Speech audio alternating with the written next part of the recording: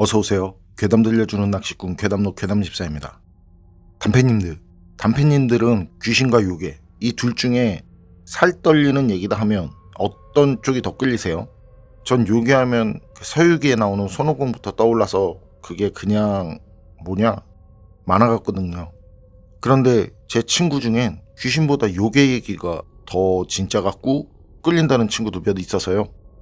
괴담에서도 이렇게 차이가 있는 걸 보면 역시나 사람은 다 다르구나 합니다. 그래서 넌 틀려가 아니라 너랑 나랑은 달라. 이게 중요한 것 같다는 생각을 또 하네요. 이번 이야기는 일본 괴담 채널에 올라온 기묘한 이야기입니다. 그럼 일본인 사연자의 기묘한 경험담, 괴담 집사의 시점으로 떨어보겠습니다.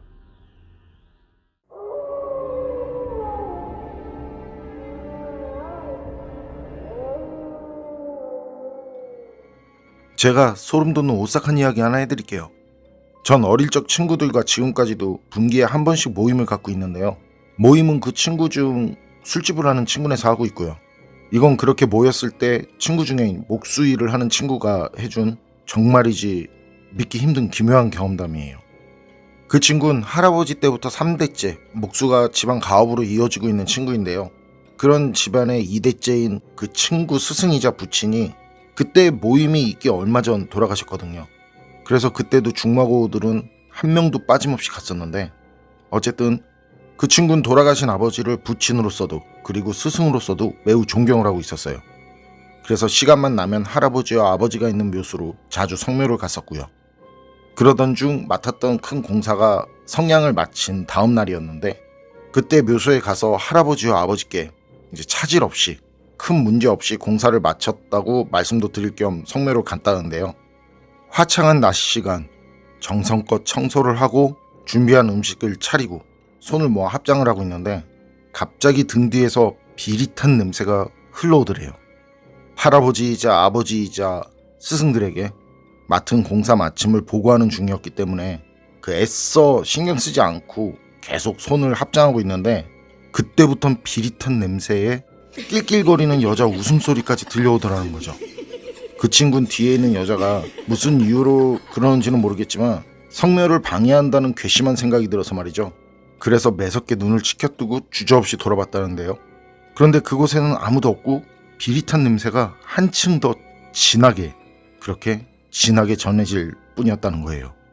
그 친구는 이해할 수 없는 상황에 뭐였지 하면서 묘지 쪽으로 다시 고개를 돌렸는데 그 순간 기겁을 하고 뒤로 나자빠졌다는데요.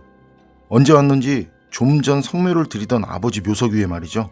원숭이 같은 몸에 얼굴은 여자 얼굴을 한 그런 기괴한 놈이 새빨간 입술 사이로 기다랗고 날카로운 이빨을 드러내고는 실실 웃으면서 앉아있더라는 거예요.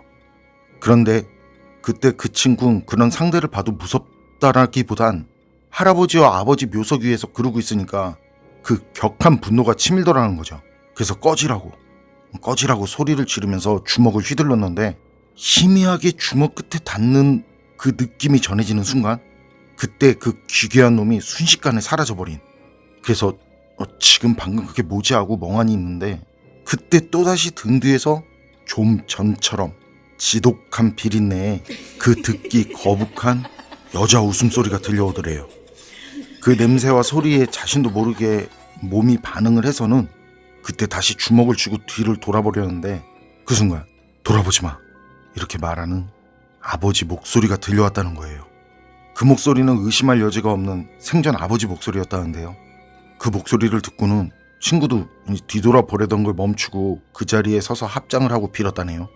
그렇게 합장을 하고 빌기 시작하니까 웃음소리는 더 커지고 비린내도 더 지독해지고 친구 몸에선 진땀이 줄줄 흐르고 그러기를 몇 분? 체감적으로는 몇 시간이 지난 것 같았지만요. 그렇게 몇 분이 지났을까요? 비린내도 사라지고 그 웃음소리도 더 이상 들리지 않더라는 거죠.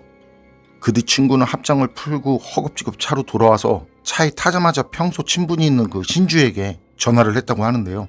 친구는 여러 공사를 하다 보니까 공사가 무탈하게 끝나기를 기원하는 그 의뢰자나 그 친구 스스로의 필요로 신주나 스님을 많이 알았다고 하더라고요.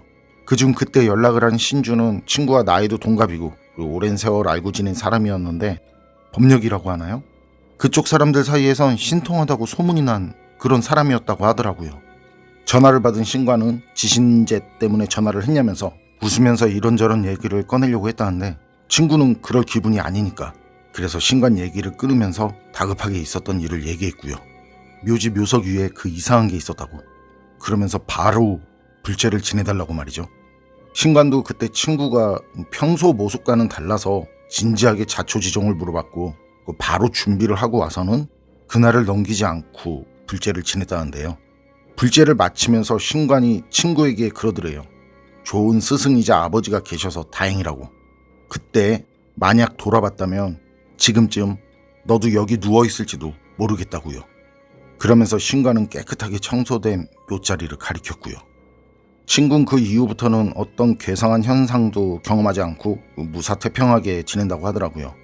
그리고 말끝에 한 말이 요괴를 만난 그날 불제를 마치고 집에 돌아가서 아내와 아이들 몰래 소변을 지린 바지를 직접 빤 건 비밀이라고 하더라고요. 다시 만난다면 그 요괴를 가만두지 않겠다면서 말이죠. 일본인 사연자의 이야기는 여기까지인데요. 지독한 비린내라고 했을 땐 가파쯤 되는 그런 요괴인가 했었거든요. 그런데 원숭이 몸에 여자 얼굴이라 그리고 뒤돌아봤을 땐 없었는데 다시 보니 묘비 위에 앉아있었고 신관인 친구 말을 보면 목수인 친구를 죽이려고 했던 것 같은데 왜 귀신이든 요괴든 죽이려고 나타났으면 깔끔하고 빠르게 죽이지 않고 이렇게 시간을 끄는 걸까요? 호랑이나 사자 같은 맹수랑 다르게 말이죠. 여러분 생각은 어떠세요? 판단은 여러분께 맡기겠습니다. 괴담록 오늘 이야기는 여기까지입니다. 그럼 전 다음에 또 다른 이야기로 찾아뵙겠습니다. 늘 건강하시고 평온하세요. 함께 해주셔서 고맙습니다.